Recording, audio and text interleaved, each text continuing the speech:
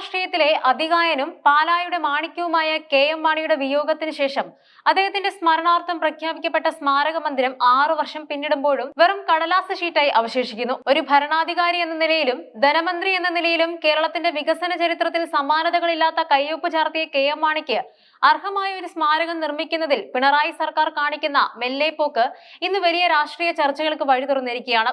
Budget പ്രഖ്യാപനവും രാഷ്ട്രീയ സാഹചര്യവും 2020 ഫെബ്രുവരി 7-നാണ് അന്നത്തെ ധനമന്ത്രി ഡോക്ടർ TM തോമസ് ഐസക് തന്റെ ബജറ്റ് പ്രസംഗത്തിലൂടെ KM മാണി സ്മാരക പഠന കേന്ദ്രത്തിനായി 5 കോടി രൂപ അനുവദിച്ചത്. അക്കാലത്ത് കേരള രാഷ്ട്രീയത്തിൽ ഈ പ്രഖ്യാപനം വലിയ ചർച്ചയായിരുന്നു. UDFന്റെ അഭിവാജ്യ ഘടകമായിരുന്ന കേരള കോൺഗ്രസ് KM മാണിയുടെ നിര്യാണത്തിന് ശേഷം മുന്നണി വിടുമെന്ന അഭ്യൂഹങ്ങൾ ശക്തമായിരുന്ന കാലമായിരുന്നു അത്.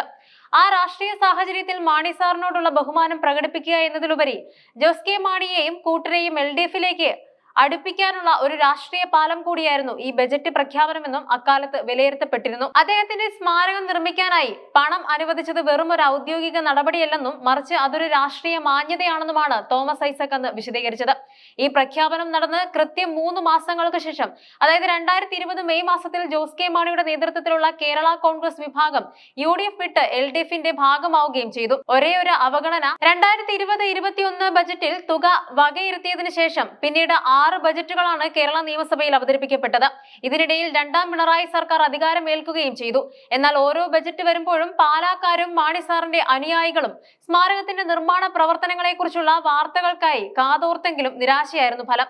ഈ മാസം 29-ന് 2ാം പിണറായി സർക്കാരിന്റെ അവസാന ബജറ്റ് അവതരിപ്പിക്കാനിരിക്കെ ഇപ്പോഴും ഈ പദ്ധതി വെറും ഫയലുകളിൽ മാത്രമാണ്. പഠന ഗവേഷണ കേന്ദ്രത്തിന് 5 കോടി രൂപ നൽകണമെന്ന് താൻ മുഖ്യമന്ത്രി പിണറായി വിജയനെ നേരിട്ട് കണ്ട് ആവശ്യപ്പെട്ടിരുന്നുവെന്ന് ജോസ് കെ മാണി 2020-ൽ തന്നെ വ്യക്തമാക്കിയിട്ടുള്ളതാണ്.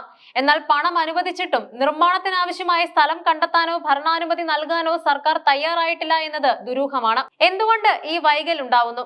KM മാണി സ്മാരകത്തിന്റെ കാര്യത്തിൽ സർക്കാർ പുലർത്തുന്ന ഈ നിസ്സംഗതയ്ക്ക് പിന്നിൽ രാഷ്ട്രീയമായ ചില കാരണങ്ങൾ ഉണ്ടോ എന്ന് സംശയിക്കേണ്ടിയിരിക്കുന്നു. LDFിലെ മറ്റ് ഘടകകക്ഷികൾക്ക് ഇതിൽ വിയോജിപ്പുണ്ടോ അതോ ഭരണതലത്തിലുള്ള ഉദ്യോഗസ്ഥ വൃന്ദത്തിന്റെ ചുവപ്പ് നാടയിൽ കുടുങ്ങിയതാണോ എന്ന് വ്യക്തമല്ല. സ്മാരക നിർമ്മാണം വൈകുന്നതിനെ കുറിച്ച് സർക്കാരോ മുഖ്യമന്ത്രിയോ ഇതുവരെ ഒരു ഔദ്യോഗിക വിശദീകരണവും നൽകിയിട്ടില്ല എന്നത് അനുയായികളെ പ്രകോപിപ്പിക്കുന്നുണ്ട്. മധ്യ തിരുവിതാംകൂറിലെ വോട്ട് ബാങ്ക് ലക്ഷ്യമിട്ട് നടത്തിയ പ്രഖ്യാപനം ലക്ഷ്യം കണ്ടുകഴിഞ്ഞപ്പോൾ സർക്കാർ മറന്നുപോയോ എന്ന ചോദ്യമാണ് പ്രതിപക്ഷം ഉയർത്തുന്നത്.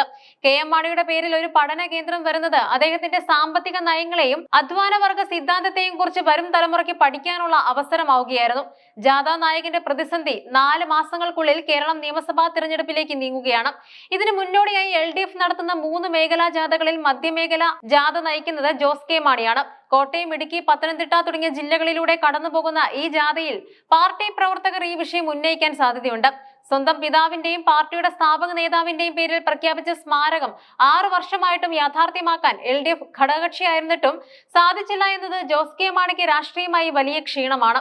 ജാഥയ്ക്കിടയിൽ അണികളുടെ ചോദ്യങ്ങൾക്ക് അദ്ദേഹം എന്ത് മറുപടി നൽകുമെന്നത് രാഷ്ട്രീയ നിരീക്ഷകർ ഉറ്റുനോക്കുന്നുണ്ട്. സ്മാരകം വൈകുന്നത് കേവലം ഒരു കെട്ടിടത്തിന്റെ നിർമ്മാണ പ്രശ്നമല്ല, മറിച്ച് കേരളം കണ്ട ഏറ്റവും വലിയ നിയമസഭാ സാമാജികനോടുള്ള ആദരവിന്റെ പ്രശ്നം കൂടിയാണ്. കേരള നിയമസഭയുടെ ചരിത്രത്തിൽ മറ്റാർക്കും അവകാശപ്പെടാനില്ലാത്ത നേട്ടങ്ങൾ മാണി സാറിനുണ്ട്. കേരളത്തിലെ ഏറ്റവും കൂടുതൽ മന്ത്രിസഭകളിൽ അംഗമായിരുന്നു അദ്ദേഹം. ധനവകുപ്പിന്റെ കരുത്തനായിരുന്നു.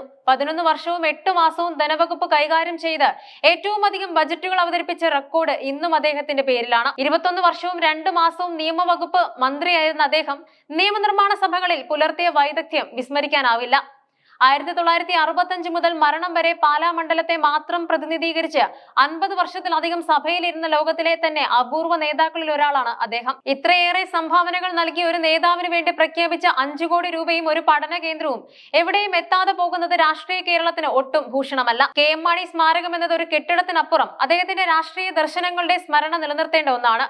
പ്രഖ്യാപനങ്ങൾ ബജറ്റ് പ്രസംഗങ്ങളിൽ മാത്രം ഒതുങ്ങുന്നത് ജനാധിപത്യ സംവിധാനത്തോടുള്ള വെല്ലുവിളിയാണ്.